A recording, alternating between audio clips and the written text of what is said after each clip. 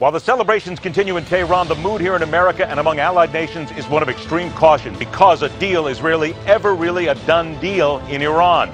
He's young, mild-mannered, and he's safe. But is Scott Walker what the GOP needs right now, a safe candidate to go up against Hillary Clinton?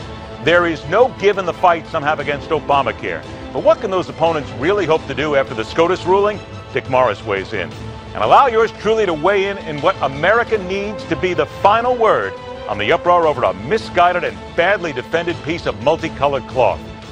Oh, never fear. Someone is not going to be happy, but we're not here to play nice. I'm Ed Berliner. This is The Hardline for Wednesday, July 15th, 2015.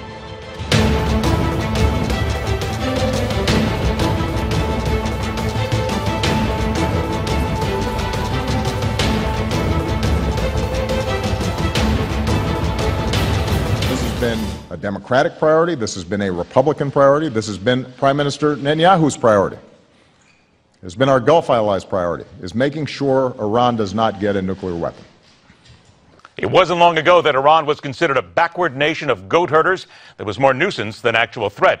Times and realities have indeed changed, as now there are warnings President Barack Obama has put the world smack dab on the brink of a nuclear war. Both could be considered the far end of reason, depending on your belief.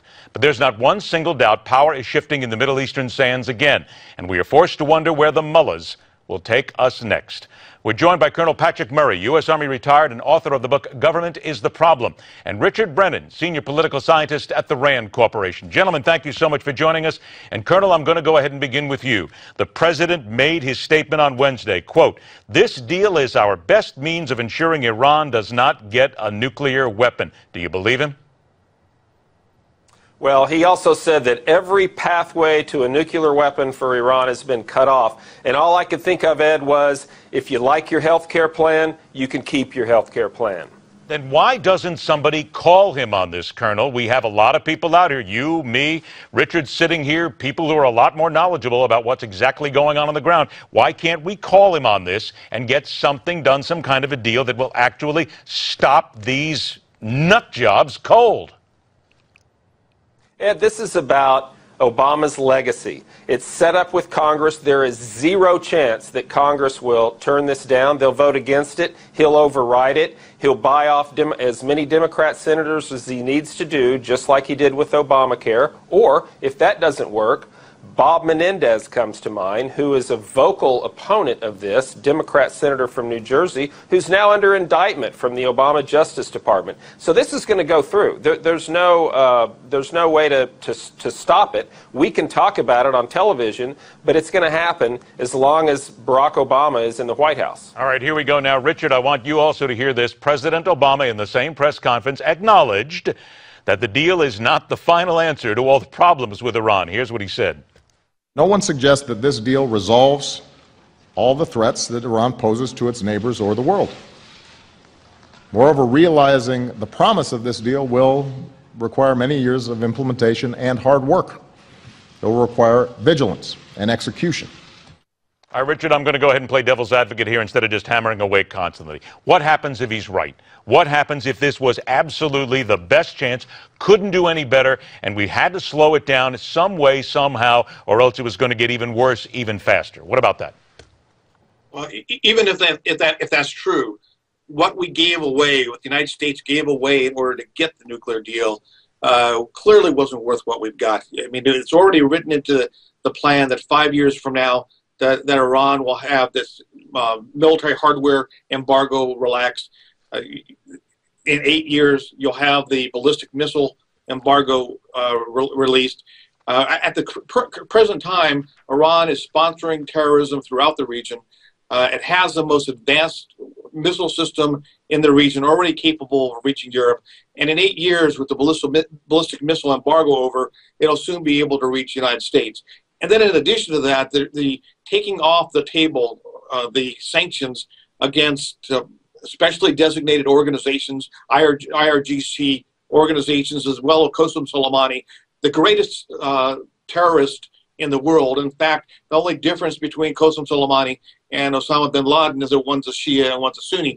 Both are nasty individuals we took sanctions off of him in order to get this deal. The price was just incredible to pay, and the ramifications for regional security are going to be tremendous. Colonel, let's talk a little bit about regional security here. In your opinion, from what you hear, from what you know, what are they hiding? How much are they hiding? Because we hear everything about what can be checked, what can be looked at, but we can't be that naive. They've got to be hiding an awful lot that we can't find. One of the biggest nuclear sites they had, Fordow, we didn't know anything about it. It was undeclared. It was the Iranian dissidents that told us about that. Look, this is going to, we've talked ad infinitum about how bad this deal is, and it is. One of the things we've talked about is that this is going to ignite a nuclear arms race in the Middle East. And guess who benefits from this, Ed? Russia. How are we sure about that, Colonel? Russia benefits from Let me ask you this again. I'm just going to play devil's advocate. How are we so sure about it that will? Because the American people are asking the same question, that this will start and be that flashpoint. Well, let me just tell you.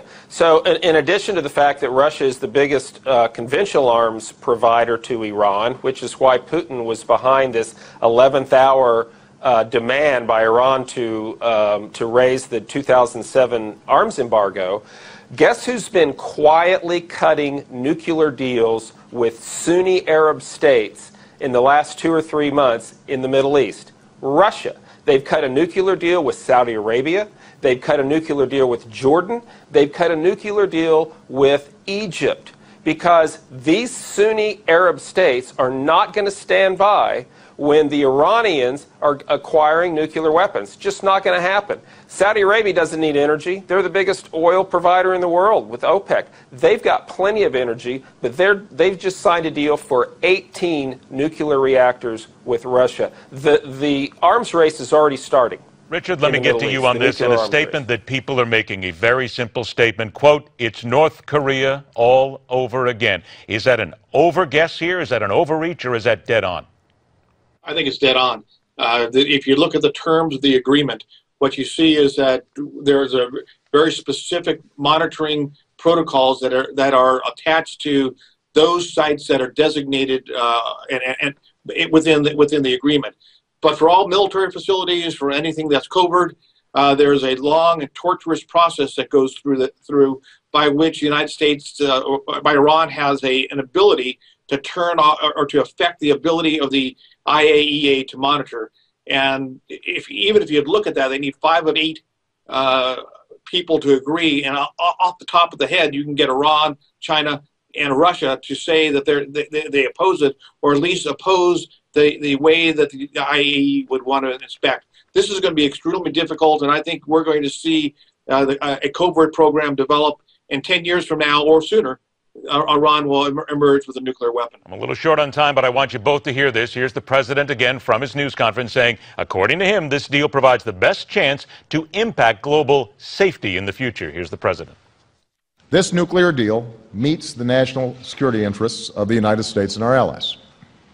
It prevents the most serious threat, Iran obtaining a nuclear weapon, which would only make the other problems that Iran may cause even worse.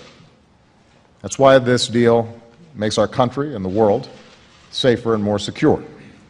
Colonel Murray, to you first, 30 seconds. How long do you think it'll take before this thing falls apart? Well, there's the real world, and then there's the world Obama lives in his head. And the analogy that they love to give is this is like Ronald Reagan with the Soviet Union, but it's not. As you mentioned, the correct analogy is 1994, Bill Clinton with the North Koreans, who told us, quote, "This will preclude them from getting nuclear weapons." How did that work out for us? It's going to be the same with this. 30 seconds to you, Richard. How much laughter do you think is now resounding in the halls of the mullahs? I think they've gotten everything they wanted.